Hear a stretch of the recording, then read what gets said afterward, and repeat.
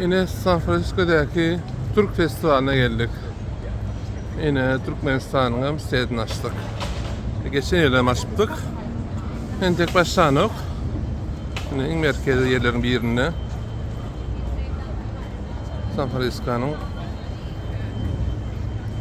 Yine bizimki öyde Bağdat'lımızın getirdik, açtık.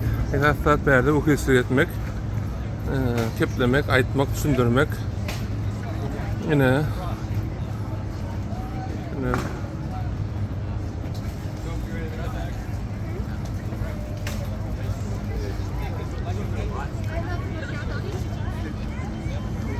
qarı, ağoy quruluyana, Qadaqda oğlumuz quruyalı. Hoş geldiniz.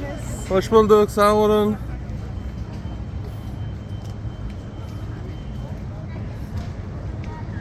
Yine. Oğlum kameradan kaçıyor, ben onu kovalayan.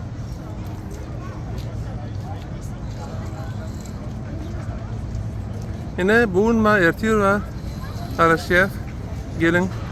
Şimdi tayarlamıştı, şu an kuruldu.